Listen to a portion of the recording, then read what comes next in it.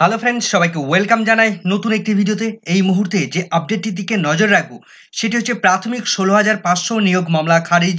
কলকাতা হাইকোর্টে রিজার্ভেশন সংক্রান্ত একটি গুরুত্বপূর্ণ মামলা আজ খারিজ করে দিলেন মাননীয় বিচারপতি অনিরুদ্ধ রায়ের সিঙ্গেল বেঞ্চ। 2020 সালে নিয়োগ হওয়া 16,500 নিয়োগে সংরক্ষণ নীতি মানা হয়নি, এই দাবিতে কলকাতা হাইকোর্টে যে মামলা হয়েছিল সেই মামলা খারিজ করে দিলেন মাননীয় বিচারপতি।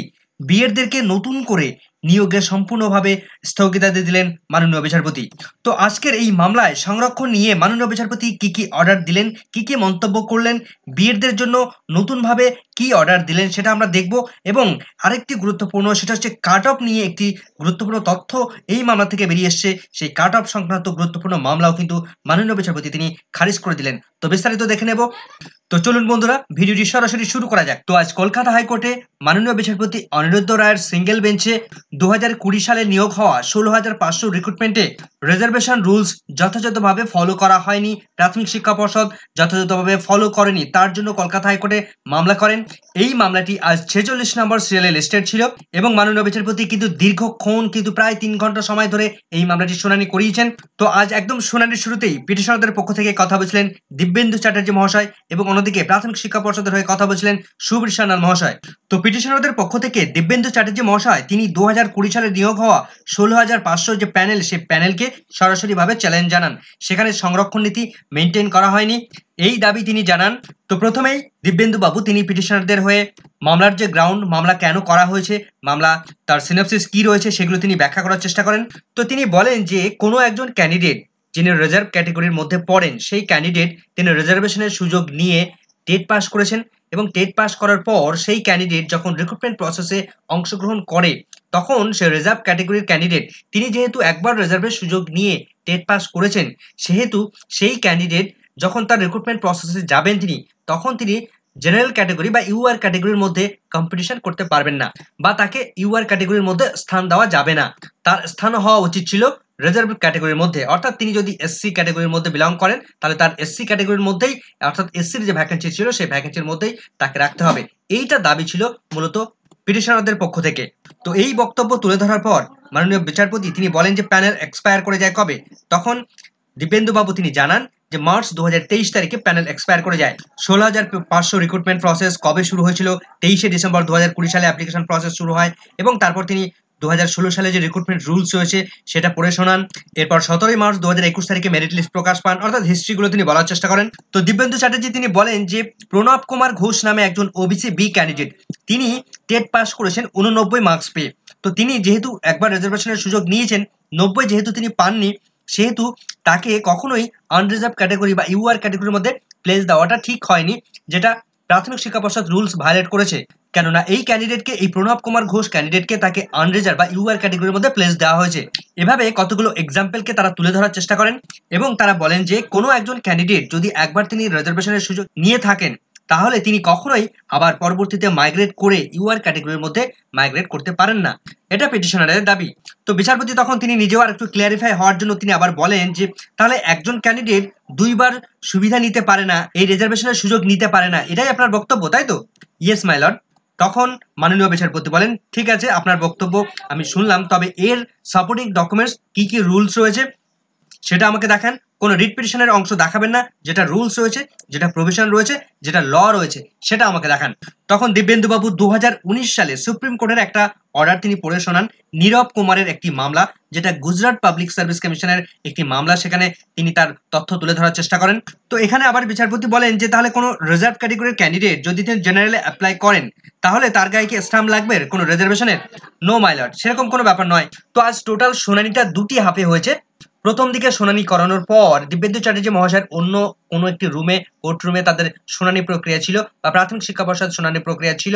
তার ফলে তারা প্রথমে 10 তারিখ, অর্থাৎ এই মাসের 10 তারিখে টাইম চেয়ে নিয়েছিলেন। মাননীয় বিচারপতি তিনি আবার বলছিলেন যে আপনারা যদি একটু পরে শুনানি করাতে পারেন তাহলে ভালো হয়। তো এভাবে কিন্তু 10 তারিখ দিয়ে দিয়েছিলেন, কিন্তু দেখা যায় পরবর্তীতে আরো বেশ কতগুলো মামলা চলার পরে এই মামলাটার মাননীয় বিচারপতি আবার কিন্তু শুনানি করিয়েছেন। তো সেকেন্ড হাফে দিব্যেন্দু চ্যাটার্জি বাবু তিনি কিন্তু আরো তার বিস্তারিত বক্তব্য তিনি তুলে ধরার চেষ্টা করেছেন এবং তারপরে গিয়ে প্রাথমিক শিক্ষা পর্ষদের তরফ থেকে সুবীর সান্যাল মহাশয় তিনি বক্তব্য তুলে ধরার চেষ্টা করেন। তো তিনি মূলত 3 থেকে 4টি পয়েন্ট কোর পয়েন্ট তিনি তুলে ধরার চেষ্টা করেছিলেন।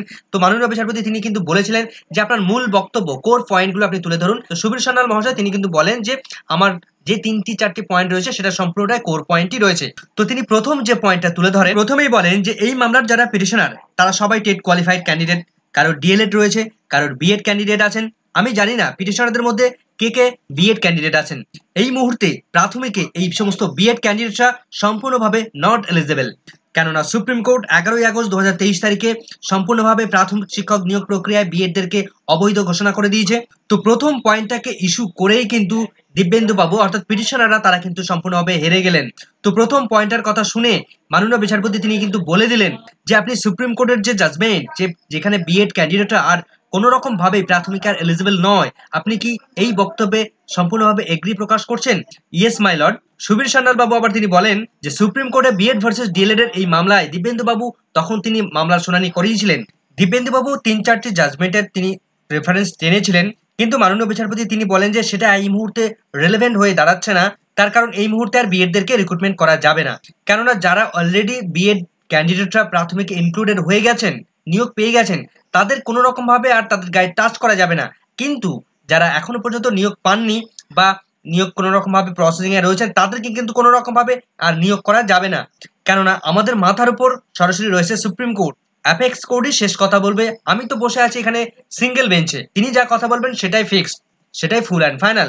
তো দিব্যেন্দু বাবু তিনি আবার বলেন যে প্রায় এই যে রিক্রুটমেন্ট সেখানে যে রুলস না মেনে নিয়োগ করা হয়েছে, তো বিচারপতি বলেন যে সেই পর্যন্ত আমরা যেতে পারছি না, তার আগেই এই মামলাটা খারিজ হয়ে যাচ্ছে। এবং আরেকটি গুরুত্বপূর্ণ প্রশ্ন তোলেন যে প্যানেল এক্সপায়ার হয়ে যাওয়ার পর রিট পিটিশন কখনোই গ্রহণযোগ্য নয়, অর্থাৎ ল বা আইন কখনোই সেটাকে পারমিট করছে না। সুতরাং সমস্ত নিয়োগ প্রসেস কমপ্লিট হয়ে যাওয়ার পর কেউ এসে আদালতের কাছে প্রার্থনা করলে তার কিছু করার থাকবে না, কেননা প্যানেল এতদিনে সেটেল হয়ে গেছে। এবং বিচারপতি আরো বলেন এই প্যানেল থেকে, এই রিক্রুটমেন্ট প্রসেসে বা এই টেট থেকে টোটাল 60,000 শিক্ষক নিয়োগ হয়েছে এবং তারা ইতিমধ্যে সেটেল হয়ে আছেন। সেটা দিয়েছে স্টেট অথরিটি, সেখানে কোনো রকম ভাবে আর হাত দেওয়া যাবে না। সুতরাং এটি কিন্তু একটি খুব ভাইটাল পয়েন্ট, যেখানে 32,000 টিচার, যেখানে 32,000 যে মামলা, সেই মামলা কিন্তু অনেকটাই কিন্তু টিচাররা অনেকটা এগিয়ে গেল। এই মামলা আজকের দিনের এই অর্ডারের পরিপ্রেক্ষিতে তাদের মামলা বের করে নিয়ে যেতে কিন্তু অনেকটা হেল্পফুল হবে আজকের এই রিজার্ভেশন সংক্রান্ত 16,500 নিয়োগের এই মামলাটি। স্টেট অথরিটি যে 60,000 নিয়োগ করেছে সেটা রাইট সিলেকশন, কেননা যতক্ষণ না পর্যন্ত সেটা কোয়াস্ট হচ্ছে ততক্ষণ সেটা রাইট সিলেকশন। কিন্তু যে প্যানেলে নিয়োগ হয়ে গেছে 5 বছর, সেই প্যানেলের পরে এসে গিয়ে মামলা হচ্ছে। তো দিব্যেন্দু বাবু বলেন যে না মাই লর্ড, 5 ইয়ার্স নয়, 2 বছর হয়েছে। তো বিচারপতি বলেন যে 2 বছর হোক, 2 মাস হোক, সেটা তো এক্সপায়ারই হলো।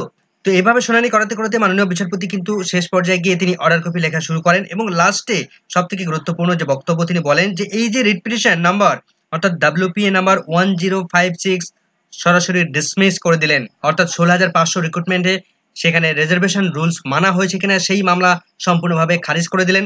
সেই সঙ্গে বিএডরা নতুনভাবে রিক্রুটমেন্ট প্রসেসে অংশগ্রহণ করতে পারবে কিনা বা তাদের নিয়োগ করতে পারবে কিনা সেই মামলা সম্পূর্ণভাবে খারিজ করে দিলেন।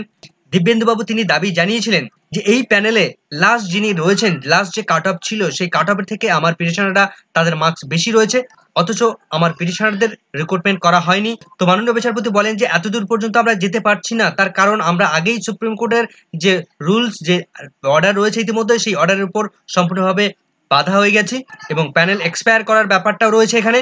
সুতরাং এখানে আর নতুন করে কিছু করার নেই, সরাসরি এই মামলাটি ডিসপোজ করে দিলেন। তো এইভাবেই কিন্তু মামলাটির সম্পূর্ণ শুনানি প্রক্রিয়া এবং সরাসরি মামলাটি খারিজ করে দিলেন। ভিডিওটি সম্পূর্ণ দেখার জন্য সকলকে ধন্যবাদ।